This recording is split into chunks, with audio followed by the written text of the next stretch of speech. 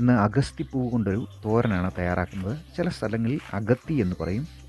ഇതിന് പല പേരുകളുണ്ട്. അഗസ്ത്യാർ, മുരിങ്ങ എന്നൊക്കെ ചില സ്ഥലങ്ങളിൽ പറയും. ഇന്ന് നമ്മുടെ നാട്ടിൽ വളരെ പ്രചാരത്തിലുള്ള ഒരു ചീരവർഗ്ഗത്തിൽപ്പെട്ട ചെടിയാണ് ഈ അഗത്തി. ഇതിൻ്റെ ഇലയും പൂവും ഒക്കെ ഉപയോഗിക്കാറുണ്ട്. ഫിലിപ്പീൻസ്, മലേഷ്യ രാജ്യങ്ങളിലൊക്കെ ഇത് വളരെ മുമ്പ് തന്നെ പ്രചാരത്തിലുണ്ട്. നമ്മുടെ നാട്ടിലൊക്കെ ഇപ്പോൾ ഇത് പ്രചാരത്തിലായെന്നേ ഉള്ളൂ. ഇംഗ്ലീഷിൽ ഇതിൻ്റെ പേര് സെസ്ബാനിയ ഗ്രാൻഡിഫ്ലോറ എന്നാണ്. കോമൺ ആയിട്ട് വെജിറ്റബിൾ ഹമ്മിങ് ബേർഡ് എന്ന് വിളിക്കപ്പെടും. ഈ ചെടി അത്ര നിസ്സാരക്കാരനല്ല. ഇതിൽ ധാരാളം ന്യൂട്രിയൻസ് അടങ്ങിയിട്ടുണ്ട്. പ്രോട്ടീൻസ്, മിനറൽസ്, വിറ്റമിൻസ്, ഇങ്ങനെ ധാരാളം ന്യൂട്രിയൻസ് അടങ്ങിയ ഒരു ചീരവർഗ്ഗത്തിൽപ്പെട്ട ചെടിയാണിത്.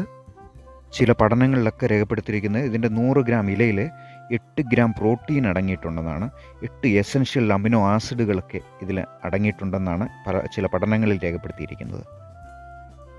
എന്നാൽ ഇതിൻ്റെ വെളുത്ത തരത്തിലുള്ള പൂവ് വളരെ സുരക്ഷിതവും പർപ്പിൾ കളറിലുള്ള പൂവിൽ അല്പം ടോക്സിക്കൊക്കെ അടങ്ങിയിട്ടുണ്ടെന്ന് പഠനങ്ങളിലൊക്കെ കാണിക്കുന്നുണ്ട്.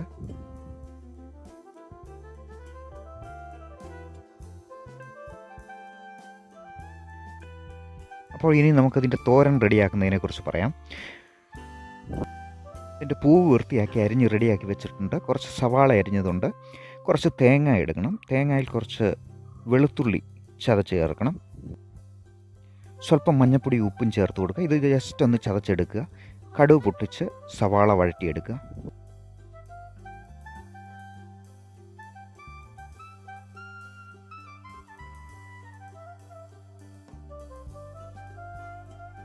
ഇതോടൊപ്പം ഈ പൂവ് ചേർത്ത് നന്നായി വഴറ്റിയെടുക്കാം.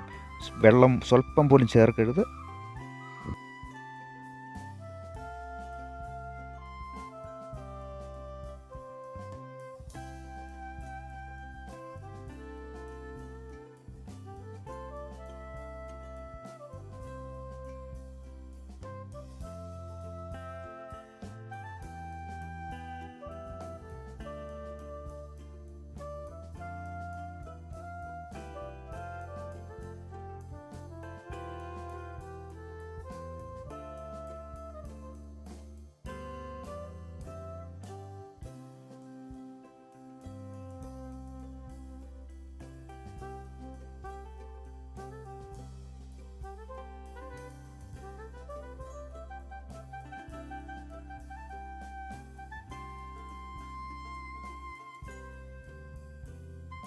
ജലാംശമൊക്കെ പൂർണ്ണമായി വറ്റുന്നത് വരെ വഴറ്റിയതിന് ശേഷം 2 മുട്ട പൊട്ടിച്ച് ഇതിനോടൊപ്പം ചേർത്ത് കൊടുക്കാം.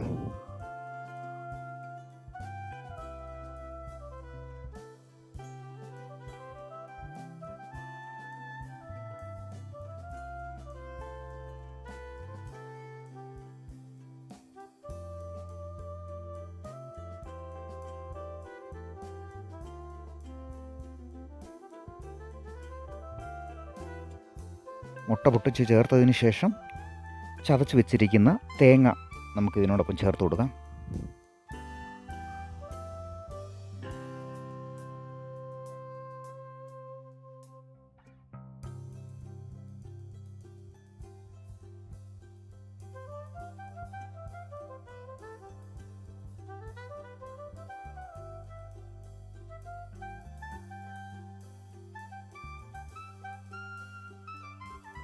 നല്ല മുണക്കൊന്ന് വെന്ത് കിട്ടുന്നതിനായി കുറച്ച് നേരം ഒന്ന് അടച്ചു വെച്ച് വേവിച്ചെടുത്താൽ നല്ല സ്വാദിഷ്ടമായ ഈ പൂവിൻ്റെ തോരൻ റെഡിയായിട്ടുണ്ട്.